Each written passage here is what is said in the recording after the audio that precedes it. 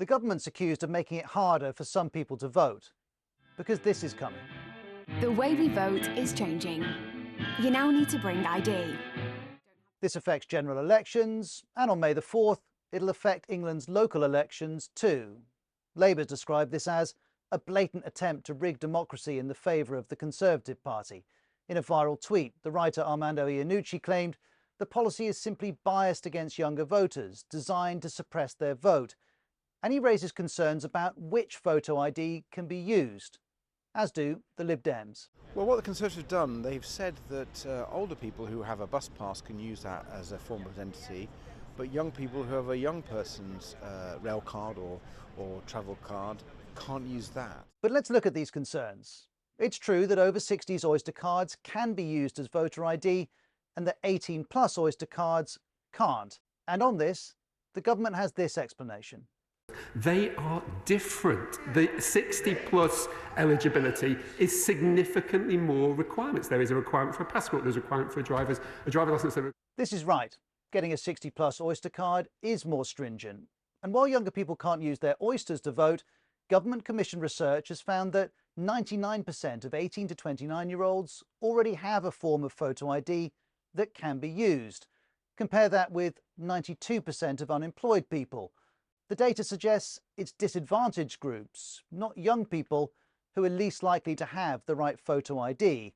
And if we look at this more broadly, BBC analysis of Electoral Commission data calculates that almost 2 million people across the UK don't currently have the correct ID to vote. Now, the government says it's trying to address that. There's a new voter authority certificate that's free to get, and so far 47,000 people have applied online.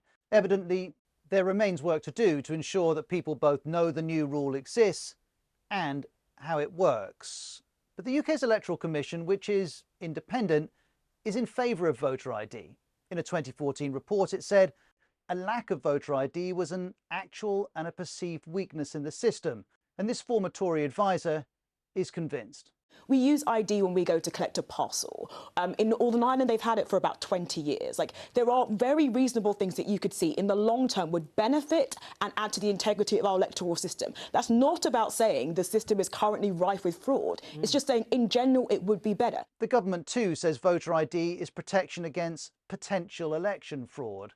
But just to put this in context, since 2018, there have been 9 convictions and 6 police cautions issued in connection with cases of electoral fraud. That's a tiny fraction of the electorate. And so we're left with a balance between potential fraud and people potentially not voting. Some of these wards go with very small majorities.